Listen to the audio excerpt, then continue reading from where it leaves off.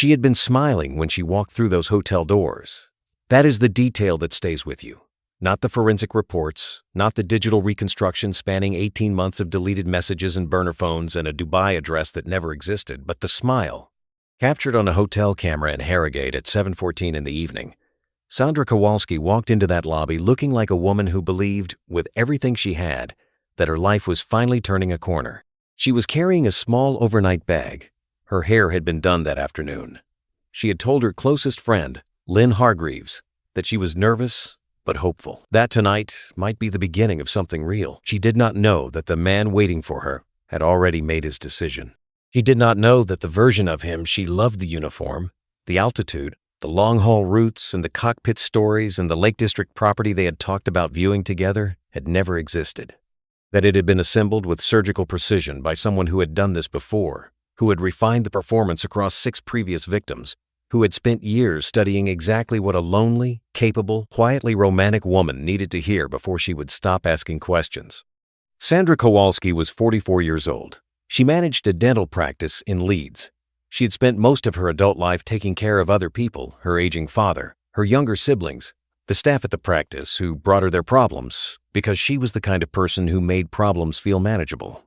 She had been single for 6 years. She had joined a dating platform designed for professionals because a friend had suggested it, and because her youngest sibling's wedding the previous year had quietly reopened a door inside her that she had spent a long time keeping shut. She met Craig Mercer 3 months before she died. In those 3 months, people who knew Sandra described her as happier than she had been in years. She was lighter.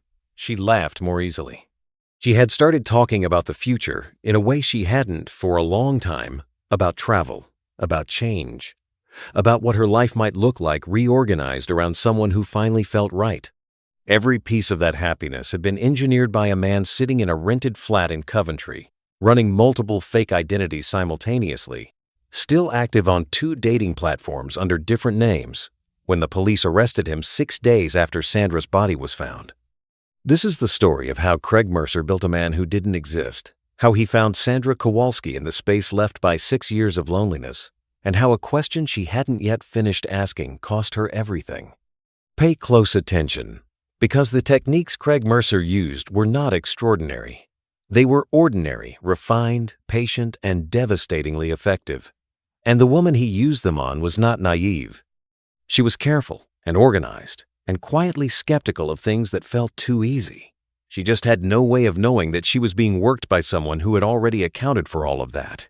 Sandra Kowalski deserves to have her story told accurately, not as a warning about foolishness. As a warning about predators. There is a significant difference, and it matters enormously. Sandra had grown up in Leeds, the eldest of 3 children in a family that ran on pragmatism and quiet affection rather than grand gestures. Her father, a retired civil engineer, had instilled in her a deep sense of responsibility to her family, to her work, to the people who depended on her. Her mother, Janet Kowalski, a woman of 71 at the time of the trial, had raised children who knew how to hold things together when things needed holding. Sandra had done a great deal of holding. She had gone into dental practice management in her mid-20s, drawn to the organizational complexity of it. The way a well-run practice was like a carefully calibrated system, every moving part dependent on every other. She had risen steadily, and by her late 30s, she was managing a 12-person practice with a waiting list and a reputation for running like clockwork. Her colleagues trusted her. Her patients, when they encountered her, found her reassuring. She had an unusual gift for making anxious people feel less so. Her personal life had always played second fiddle to everything else, not because she didn't want otherwise, but because the rhythm of her days left little room for the kind of sustained attention that relationships required. She had been in a long-term relationship through her 30s, a relationship that had been comfortable rather than passionate, stable rather than alive, and when it ended, she had processed the loss quietly and returned to work within the week. That was Sandra's way. You didn't collapse. You found the next task, and you did it. The 6 years that followed were, by her own account to Lynn, fine. She meant that in the truest and most complicated sense of the word. Fine. Not bad. Not good. Managed. She had tried dating apps before. A handful of dates that were pleasant enough and went nowhere. A man from Bradford who talked exclusively about his pension. A man from York who arrived 40 minutes late, and seemed to consider this acceptable. She had not been heartbroken by any of it. She'd been tired by it, which is a different and more durable kind of disappointment. When her youngest sibling married, Sandra stood at the reception and watched two people look at each other the way people look at each other when they are certain, and she felt something she could not entirely explain. Not jealousy, not resentment. Something quieter and more persistent, like a room in her house she had stopped going into and was now, unexpectedly, standing in front of. She downloaded a new platform 2 months later, one designed specifically for professionals, the implication being that the people on it were serious, vetted to a degree, interested in more than a casual arrangement. She set up her profile carefully. She was honest about her age, her job, what she was looking for. She was not looking for adventure. She was looking for someone who would still be interesting to talk to at 10 o'clock on a Tuesday evening. Someone who understood that a real life was made of ordinary days and who wanted to build something real from them. Craig Mercer read that profile and understood exactly what he was looking at. He had been running the pilot persona for 3 years. In that time, he had refined it to something close to an art form. He understood that the specific fantasy he was selling the pilot, the long-haul lifestyle, the Dubai base, the uniform that existed only in carefully sourced photographs, appealed to a particular kind of woman, not a foolish woman.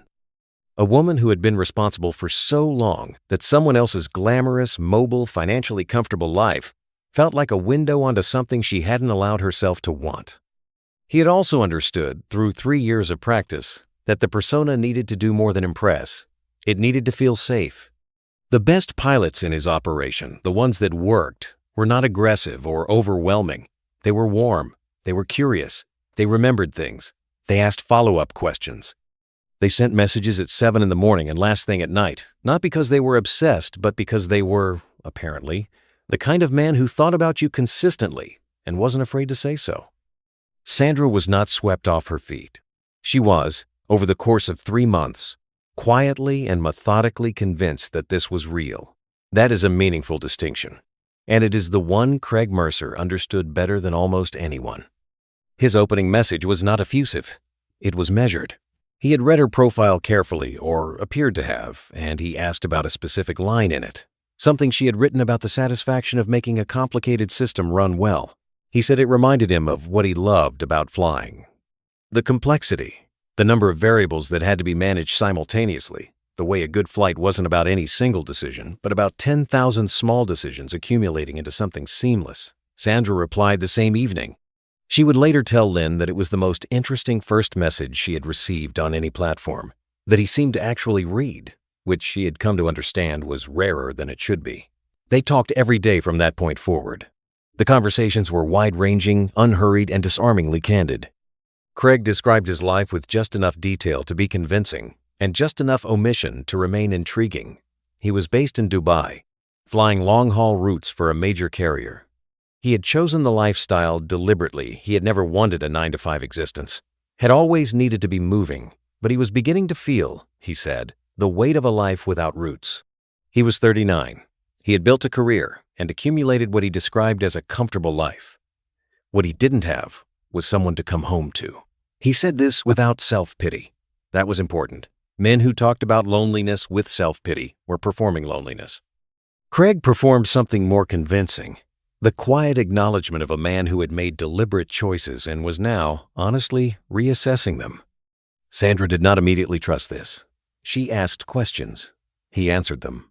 He described his current route structure, Heathrow to Sydney, Dubai to JFK, a regular leg through Hong Kong, that he described with the particular texture of someone who had done it so many times. It had become tedious, in the way only familiar things become tedious. He used correct terminology. He cited specific procedures. When Sandra, curious, looked up the basics of what he described, it all checked out. She had no way of knowing that he had spent months learning exactly this, the technical vocabulary, the route schedules, the regulatory details specifically to survive the questions of careful women.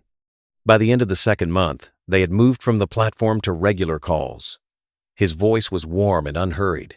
He had a slight West Midlands accent that he softened slightly, without eliminating entirely, which made him seem both polished and authentic. He called her on evenings when he was between flights and mornings when he had just landed, and the irregular cadence of it felt real. It matched the life of a man whose schedule was dictated by something other than the standard 9 to 5. In the third month, he mentioned marriage. Not as a proposal, as a direction. He said that he had reached a point in his life where he was only interested in conversations that were heading somewhere, that he had known within the first 2 weeks of talking to Sandra that this was different, that she was different, and that he didn't want to spend time with her without being honest about the fact that he was thinking long-term. Sandra told Lynn about this conversation the following day.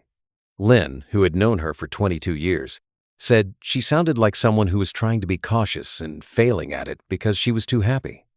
That happiness was, by then, entirely constructed.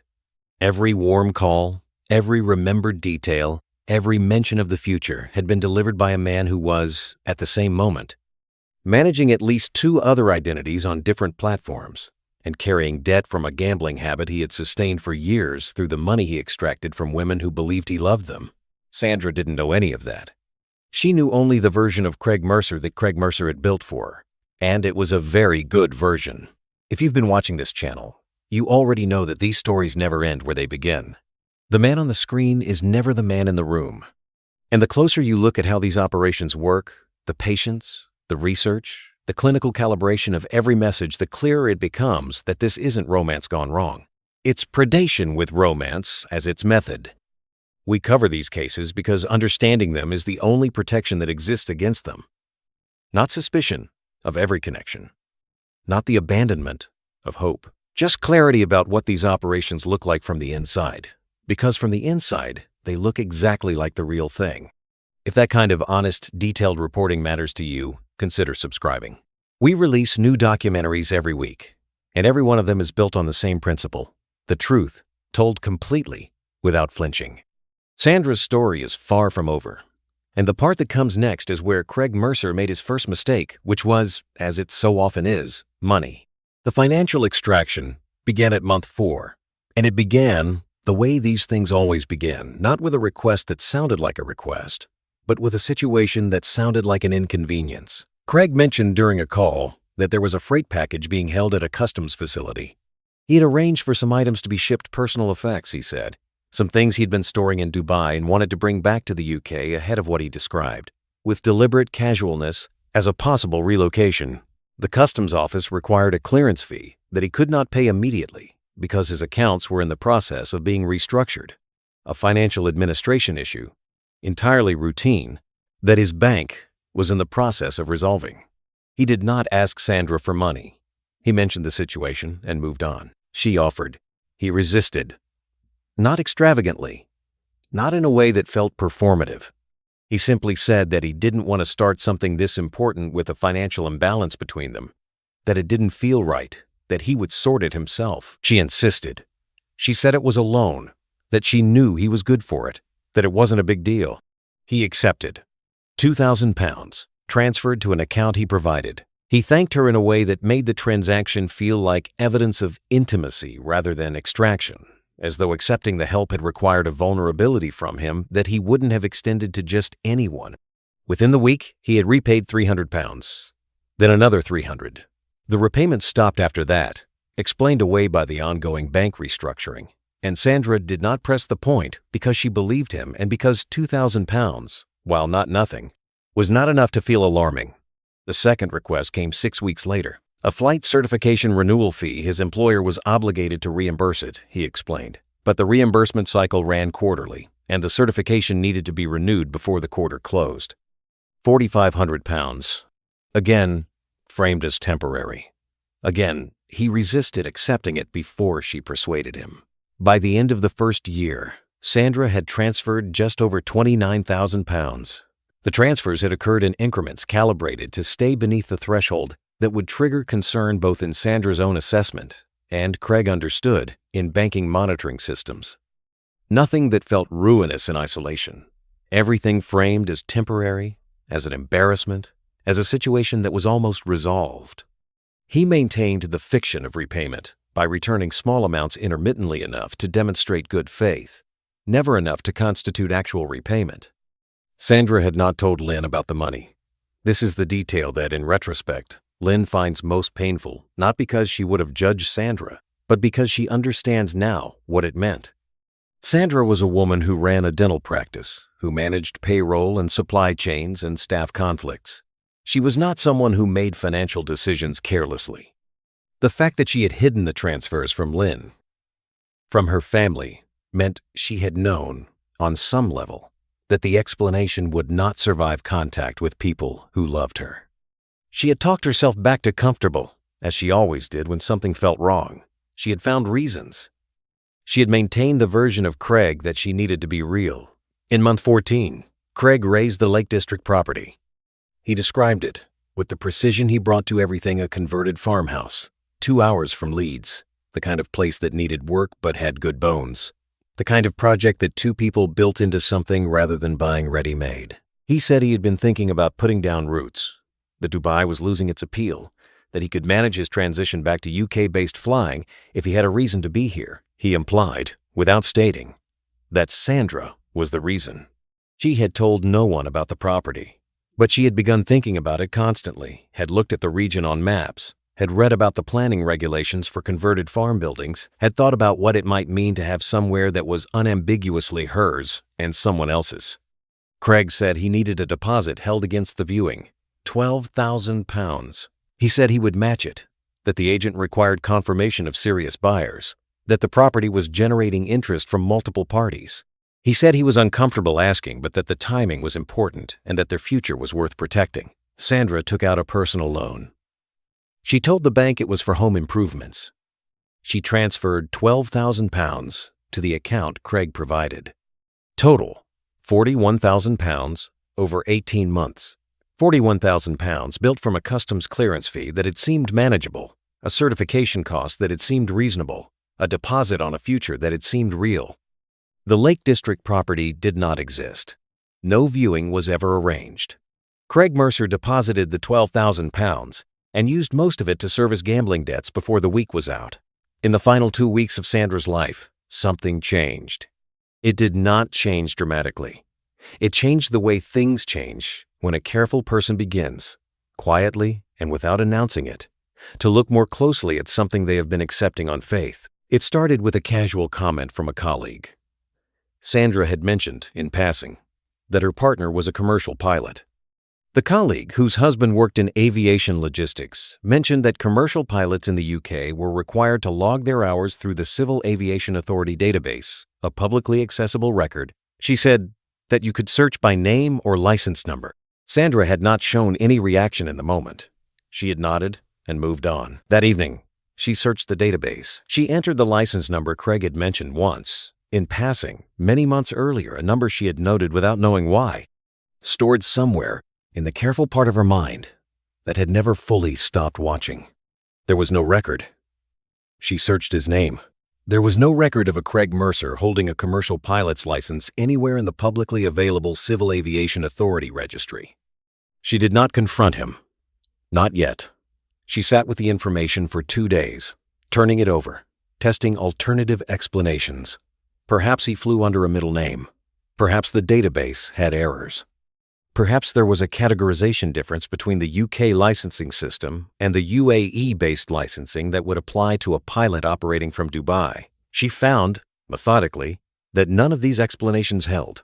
On the 3rd day, she sent him a message. She did not accuse him.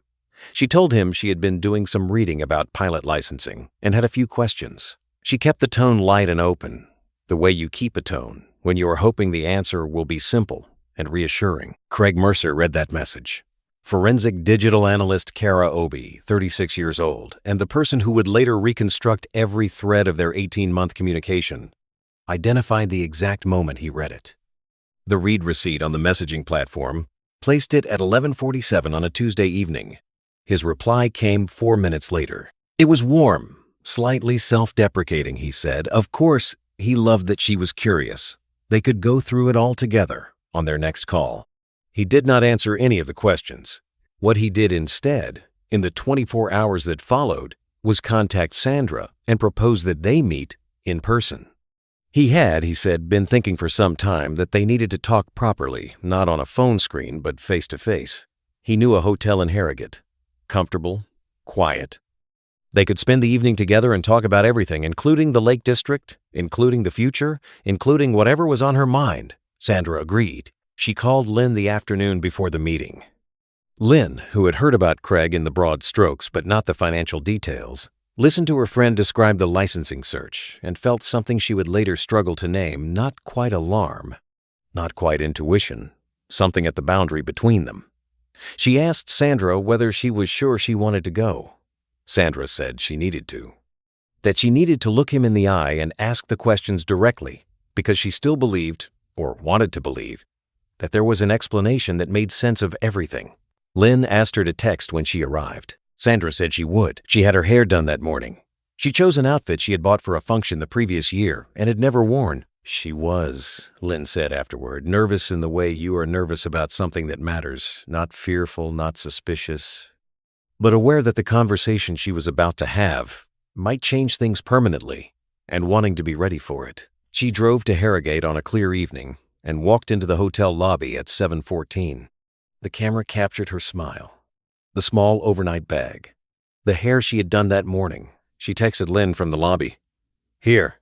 Nervous, but okay. Speak tomorrow. She did not speak to Lynn tomorrow. Craig Mercer arrived at the hotel 11 minutes after Sandra.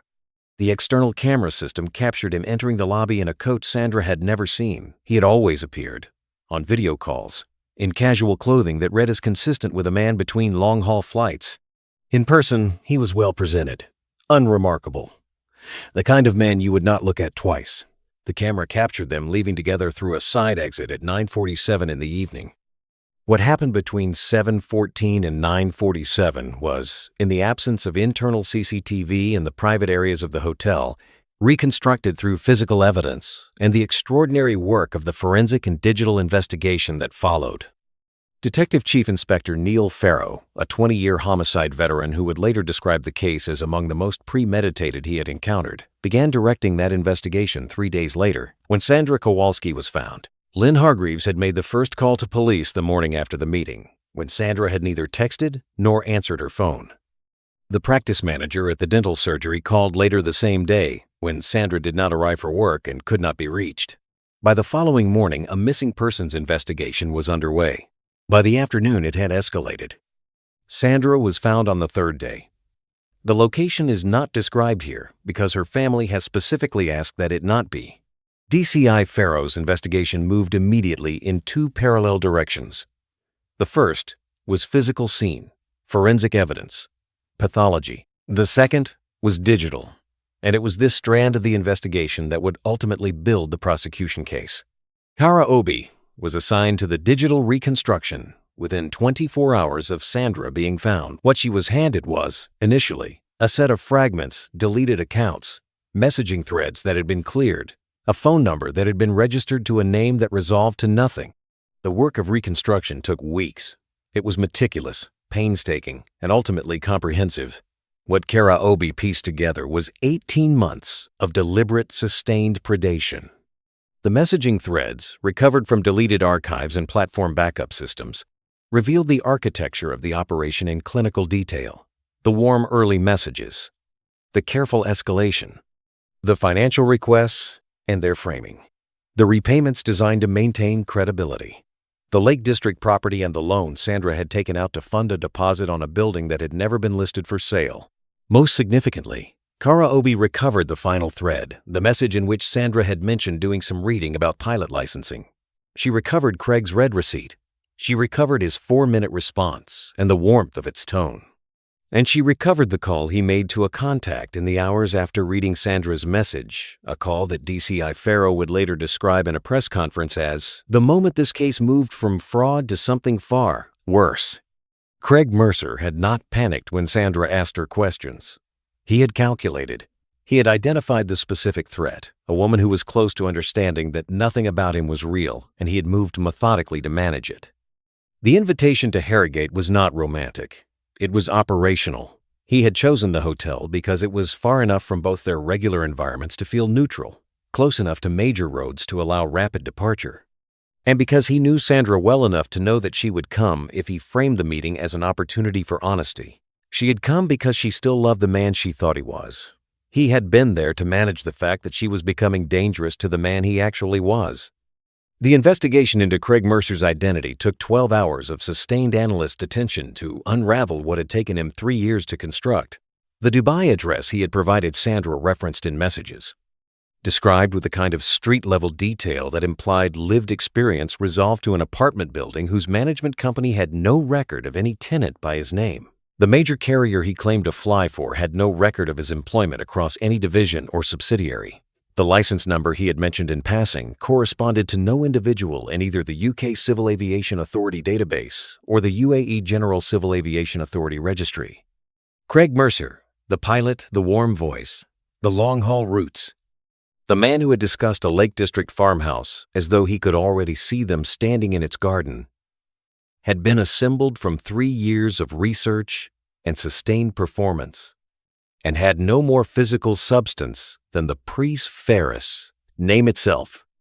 The real Craig Mercer was 39 years old and lived in a rented flat in Coventry.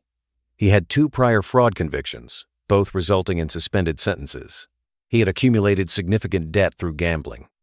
He had been running the pilot persona across multiple platforms for at least 3 years, with a minimum of 6 confirmed previous victims, all of whom had been financially defrauded, none of whom had been physically harmed. The physical harm was new. DCI Farrow, in his post-verdict statement, was precise about what that meant. It did not mean Craig Mercer had become more dangerous over time in some gradual psychological escalation. It meant that Sandra Kowalski had, uniquely among his victims, come close enough to the truth to represent a structural threat to his operation. She had found the licensing database. She had asked the questions. She had made the meeting feel, to him, not like a romantic reunion, but like a deposition. Dr. Simon Platt, the forensic psychologist who assessed Craig Mercer for the trial, offered testimony that the judge later described as among the most significant in the proceedings. Dr. Platt, 58 years old, with a career built on the assessment of individuals convicted of the most serious offenses, concluded that Craig met the clinical threshold for psychopathy. That his simulation of warmth and intimacy was not a distortion of genuine feeling, but a calculated tool. That the violence in Sandra's case was not an emotional response, a moment of fear or rage or desperation, but a decision made with the same cold administrative logic with which he had made every other decision across 3 years of predation. He identified a threat to his operation, Dr. Platt told the court, and he neutralized it. The fact that the threat was a woman who loved him was not a factor in his calculation. Craig Mercer was arrested at his flat in Coventry 6 days after Sandra was found. He was, when the officers arrived, still active on 2 dating platforms under different names. He had, in the 6 days between Sandra's death and his arrest, continued to message women on both platforms in the persona of a commercial pilot. He had not stopped. He had simply continued. The arrest produced a search that expanded rapidly beyond the flat itself. Devices, accounts, records, and through them, the confirmation of what the investigation had already begun to suspect. Craig Mercer was not a lone individual who had built one fake identity and used it once. He was the operator of what amounted to a small-scale industrial fraud enterprise, multiple personas, maintained simultaneously, each calibrated to a specific type of victim. The pilot was his primary identity. It was the most sophisticated, the most thoroughly constructed, the one he returned to most consistently. But there were others. A widowed property developer, a documentary filmmaker working in conflict zones, a persona that shared the pilot's structural advantages, glamour, absence, technical language, too esoteric to easily verify. 6 previous victims were identified in the initial investigation, all women, all between 35 and 50, all financially stable, professionally established, living independently. All had transferred money.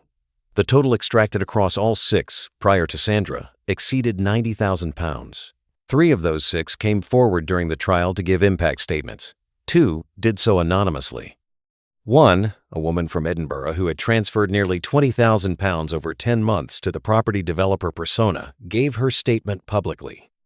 She had, she said, spent the 18 months since Craig's fraud against her believing that she had been stupid, that she had been weak, that she had deserved what happened to her, because she had wanted something badly enough to stop looking carefully. She stood in court and said she understood, now that she had not been stupid, that she had been specifically selected because she was careful and capable and would not have been deceived by something crude, that the sophistication of what had been done to her was not evidence of her failure. It was evidence of his method. The jury listened carefully. The judge, summarizing the impact statements before sentencing, read from her testimony at length. The trial lasted 6 weeks. Craig Mercer pleaded not guilty on all counts. His defense team argued, in relation to the fraud charges, that the financial transfers had been consensual loans between adults in a relationship, that the framing of the transactions as fraudulent depended on an interpretation of his intentions that could not be proven beyond reasonable doubt. In relation to the murder charge, they challenged the forensic evidence on procedural grounds and argued that the physical evidence linking him to Sandra's death, while substantial, contained gaps that a jury could not responsibly bridge. The jury bridged them. 6 weeks of evidence, including Kara Obi's digital reconstruction, which the judge described as among the most comprehensive forensic evidence packages he had encountered in a fraud-related homicide, did not leave the gaps that the defense team had identified. The jury convicted on all counts: murder, fraud, 3 counts of obtaining money by deception in relation to the previous victims who had come forward. Craig Mercer was sentenced to life imprisonment with a minimum tariff of 28 years. He showed no visible reaction to the sentence. DCI Farrow, watching from the gallery, later said that was the detail he found most revealing. Not the verdict, not the sentence, the absence of reaction. The same flatness that Kara Obi had identified in the pattern of his messages during the final days of Sandra's life, the absence of the emotional turbulence that would have been present in someone who had done something in a moment of fear or desperation. The presence, instead, of a man who had always known this was a possible outcome of the operation and had simply been unable to prevent it. Dr. Platt's psychological assessment that Craig met the clinical threshold for psychopathy was challenged by the defense team. It did not survive that challenge in a formal legal sense. The jury was instructed not to treat it as determinative, but it did survive in the sentencing remarks, where the judge cited the sustained nature of the predation, the evidence of premeditation, and what he described as the deliberate targeting of vulnerability as aggravating factors that bore directly on the minimum tariff. 28 years. He would be 67 years old before he was eligible for release. Sandra Kowalski would have been 72. The dating platform on which Sandra and Craig Mercer first made contact had, at the time of their first message, no meaningful identity verification process. Users were required to submit an email address and a photograph. There was no document verification, no background screening, no cross-referencing against publicly available records. 6 weeks after Craig Mercer's conviction, the platform announced a revision to its protocols: new identity verification requirements, enhanced screening for accounts flagged by user reports, a dedicated safety team with responsibility for monitoring suspicious behavior patterns. DCI Farrow, asked to comment on the announcement at a press conference, chose his words with the precision of someone who had spent 20 years dealing with the consequences of things that had not been done soon enough. He described the changes as years overdue. He did not elaborate further. Lynn Hargreaves, Sandra's closest friend, the last person to speak to her, 4 hours before the hotel cameras captured what they captured, has spoken at 2 public events on dating safety since the verdict. She does not describe herself as an advocate. She describes herself as someone who had a friend and wants people to understand what that means. She speaks about Sandra specifically, about the way she laughed, about the phone calls they had every week that lasted far longer than either of them intended. About the afternoon, Sandra had called her to talk about Craig, sounding happier than she had in years, and about how Lynn had felt glad for her friend and not thought to look more carefully at what she was hearing. She speaks about that because she thinks it is important. Not to assign herself blame, she is clear that the blame belongs to one person and one person only, but because she believes that part of what these operations depend on is the way happiness disarms the people around the person being targeted, that a friend in love sounds a particular way, and that sound makes everyone around her happy for her and less inclined to look carefully. Lynn does not think that is Sandra's fault. She does not think it is the fault of the friends and family who were happy for her. She thinks it is a deliberate feature of how these operations work. She is right about that. Janet Kowalski attended every day of the 6-week trial. She had met Craig Mercer once over a video call, arranged by Sandra with the particular nervous energy of someone introducing two important parts of their life for the first time. Craig had been warm and attentive and asked Janet questions about herself, the kind of questions that made older people feel seen rather than tolerated. Janet had told Sandra afterward that she liked him, that he seemed genuine, that she was glad Sandra had found someone.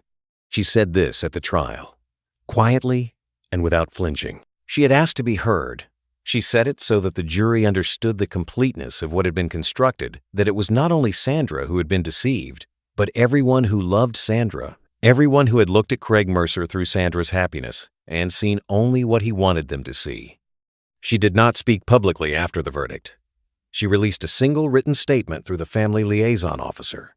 DCI Farrow read one paragraph from it aloud at the post-verdict press conference, at Janet Kowalski's specific request. Sandra was not a cautionary tale. She was a daughter, a sister, a friend, and a woman who wanted to be loved. She deserved that. She was owed that. What was done to her was not a consequence of her wanting it. It was a consequence of a man who decided her life was worth less than his secrets. We need people to understand the difference. Understanding that difference is, ultimately, what this case demands of everyone who encounters it. There is a version of Sandra's story that presents itself as a lesson in credulity, a version that says, look more carefully, trust less quickly, ask harder questions. That version is not entirely wrong. The licensing database was publicly accessible, and Sandra found it. And if she had found it 6 months earlier, she might have been poorer and no more than that. But that version is also insufficient in a way that matters deeply. Sandra did look carefully.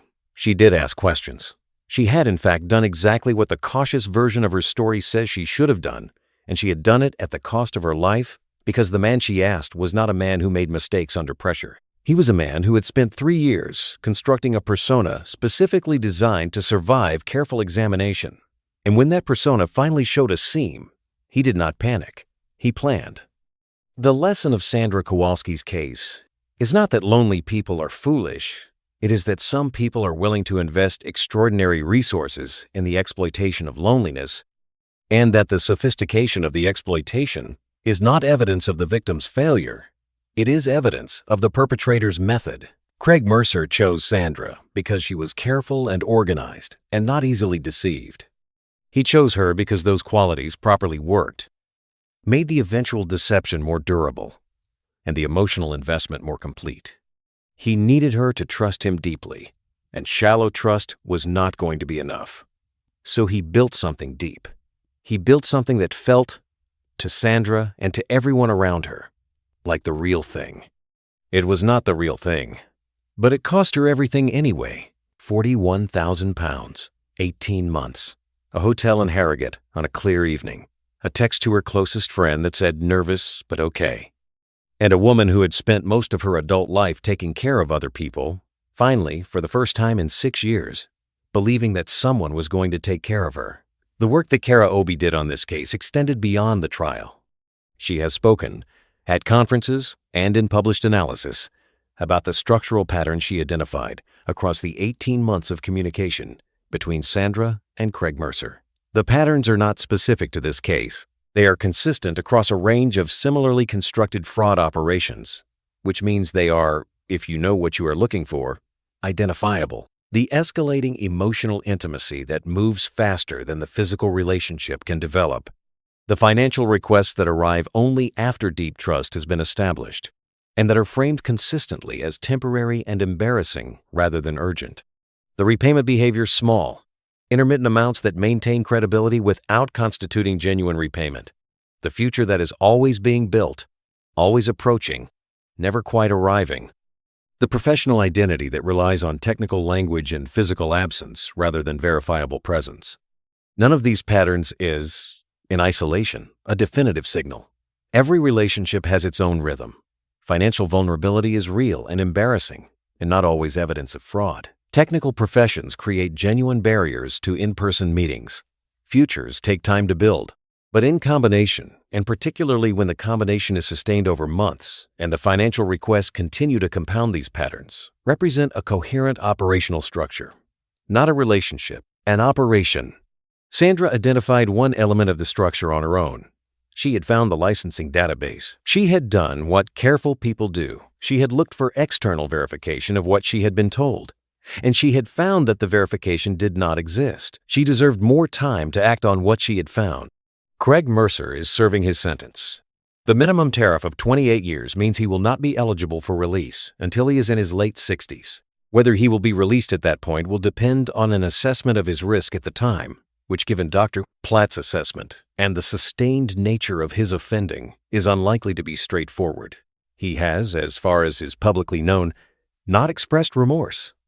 DCI Farrow, in a recent interview conducted for a separate documentary project, said only that Craig Mercer had remained consistent throughout, in interview, in trial, in sentencing. That consistency, Farrow said, was itself a form of evidence, not of guilt. Guilt had already been established, but of what they were dealing with. A man for whom the presentation of self was so entirely deliberate that he did not vary it, even when varying it might have served him. The three women from previous operations who gave impact statements have, in the time since the trial, been in contact with each other. One has described in a podcast interview the particular quality of understanding that comes from speaking with someone who was worked by the same person, the specific way in which the techniques were consistent across targets, the way the warmth was identical in form if not in detail, the way the financial requests followed the same structural logic. She said it helped to know that, not because it made anything easier, but because it made the operation visible, which made it feel, finally, like something that had been done to her, rather than something she had done to herself. That distinction between something done to you and something you did to yourself is the one that matters most in the aftermath of cases like this. And it is the one that takes the longest to arrive at, because the very qualities that made these women targetable, their capacity for sustained emotional investment, their willingness to trust, their desire for connection, are also the qualities that make them inclined to assume responsibility for outcomes that were never within their control. Sandra Kowalski did not carry a suitcase across a border. She did not send a first message to a stranger. She answered a message that had been crafted specifically to reach her, from someone who had studied her profile and identified her as a suitable target. She had questions. She looked for answers. She tried to find out the truth. The truth, when she found it, was that she had never been in a relationship. She had been in an operation. She had 3 months of real happiness. The kind she had been looking for 6 years. The kind she had started to believe might not be available to her. The kind that her sibling's wedding had reminded her she still wanted. She had 3 months of it, and every moment of it was manufactured by someone who felt nothing, and she could not have known that, and the inability to have known it was not a weakness. It was his method. Janet Kowalski does not speak publicly. She released her statement and she attended every day of the trial, and she has, since then, returned to her life in Leeds, which is smaller and quieter and more permanently altered than anyone who has not lived through something like this can fully understand. Lynn Hargreaves still thinks about the phone call, the last one, Sandra saying she was nervous but hopeful, Lynn feeling something she couldn't name, and not saying it clearly enough. She has thought, many times, about what she might have said differently. And she has arrived, slowly and with difficulty, at the understanding that there is nothing she could have said that would have reliably changed what happened, because Sandra was an adult who had made her own assessment, and because Craig Mercer had spent 18 months making that assessment as robust as he could possibly make it. Lynn speaks about Sandra because Sandra was her friend, and because she wants people to understand that a friend is not an abstraction. A friend is a specific person, the way she laughed, the length of the phone calls, the particular kind of loyalty she had that made her keep things to herself when she was protecting someone she loved. Lynn speaks about all of that because she thinks the stories that get told about cases like this sometimes lose the person inside the cautionary tale. Sandra was not a cautionary tale. She was a woman who wanted to be loved. She was owed that. She deserved it. And the man who told her he would give it to her decided, at the moment she came closest to the truth, that his secrets were worth more than her life. He was wrong. He was always going to be caught. The operation, sustained across 6 victims and 3 years, had been generating evidence that outlived his ability to delete it. Kara Obi found it. DCI Farrow built it into a case. The jury heard it and returned a verdict that took less time than the defense team had expected. 28 years. Sandra Kowalski was 44 years old. She had her hair done on the morning of the day she died because she was going to see a man she thought loved her, and she wanted to look like herself, the best version of herself, the version that was ready for something good to begin. That is who she was. That is who was taken. The cameras captured her walking into the lobby at 7:14. They captured the small overnight bag. They captured the smile of a woman who believed that what was waiting for her was real. It was not real, but she was. That is the only thing in this case that was never in question, and it is the only thing that matters now.